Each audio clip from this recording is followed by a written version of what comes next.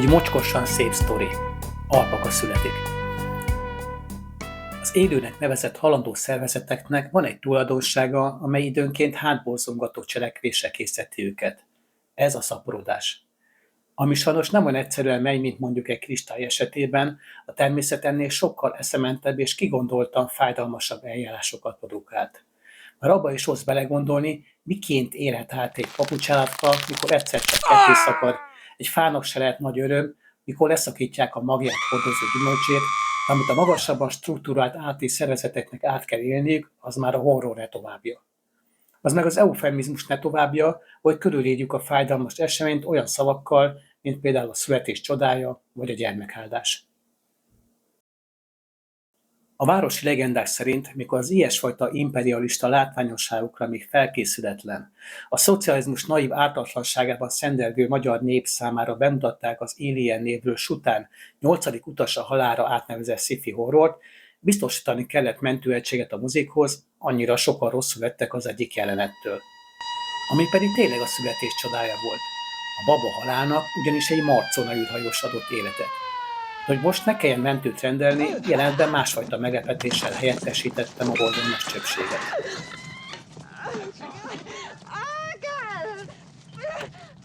Ennyi borzalom után azonban adjunk egy esélyt arra, hogy meggyőztessük magunkat. Mégse olyan szörnyű ez az esemény. Lássunk tehát egy igazi születést, méghozzá egy alpakáét.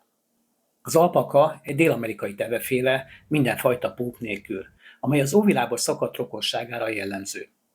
A tevék Észak-Amerikában alakultak ki, egy ismert közös ősük a körülbelül 35 millió éve élt Protylopus.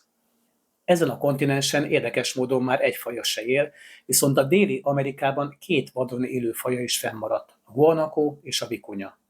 Az alpaka az utóbbiból származik, kb. 6-7 ezer éve háziasították a mai Peru hegyvidéki területein. Olyannyira közel állnak egymáshoz ezek a fajok, hogy hibridizálódhatnak, alpakák keveredhetnek lámákkal, ami jól össze is zavarta a taxonómusokat. Dúsan adakozó szponzorok keseres hiányában sajnos a perui helyett alföldi tárgy lesz az események háttere, azon belül is a Szegedi Vadaspark. Éppen a most látható alpaka Csikó születését követhetjük kipottyanástól talpraállásig.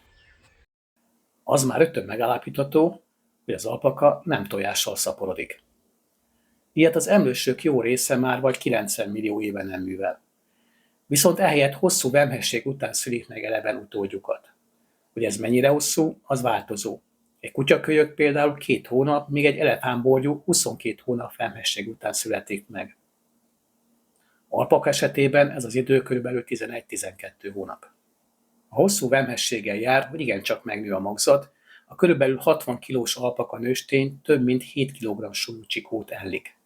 Összehasonlításképpen az átlagosan 300 kg tömegű barnamedve kicsinyel mindössze fél kilogramm.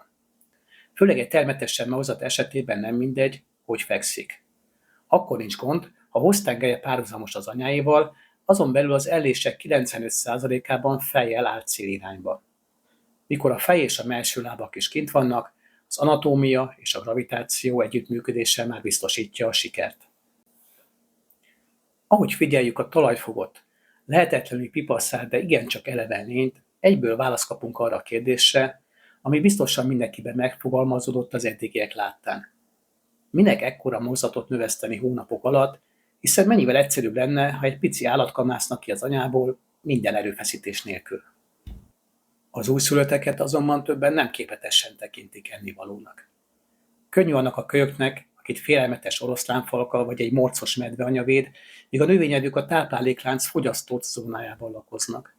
Lehet videkezni méretetlen szaporossággal, mint a pockok, ez inkább az apróbb állatoknak a stratégiája, vagy úgy, hogy a lehető legéletképesebb utódnak adunk életet, mely már egyből lábra tud állni. Az utóbbihoz viszont idő kell és kockázatosabb ellés. De hogy is nevezzük ezt az újszülöttet? Az állatok elnevezése igencsak furán alakult a magyar nyelvben. Megvannak a tradicionális szavaink, mint a csikó, borjú, bárány, gida, malac, és minden más állatot is ezek alapján neveztünk el, teljesen kiismertetlen logika alapján. Az őznek gidája van, a közeli rokon szarvasnak borja, mint úgy általában a legtöbb párossúlyú patásnak. De mitől van a fókának, sőt a bálnának is borja? A párosfiú tevefélék esetében pedig csikóról beszélünk, mint a páratlanul lovaknál, a lovakkal rokon országoknak azonban szintén borja van. Nem kicsit zavaros.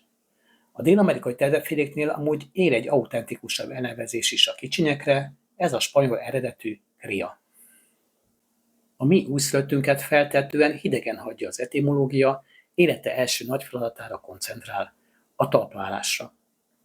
Ez általában 1-2 órába telik, a versenyzőnk azonban világcsúcsra hajt. Körülbelül 10 perc múlva, még ha csak pár másodpercekre is, ment a 4 lábas formagyakorlat.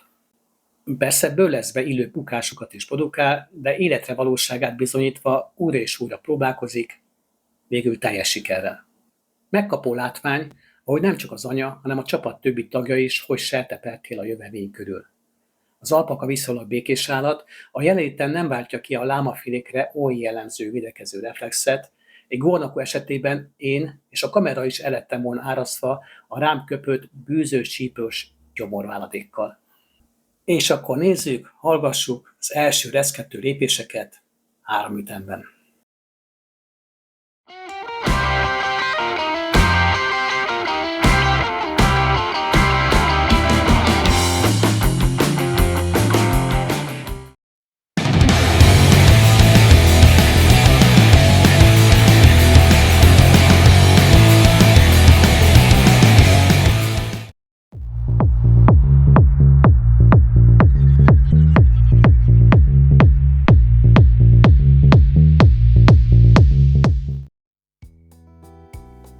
A születése után fél órával már felszáradt szőrzettel egyre magabiztosabban sétál a kriánk.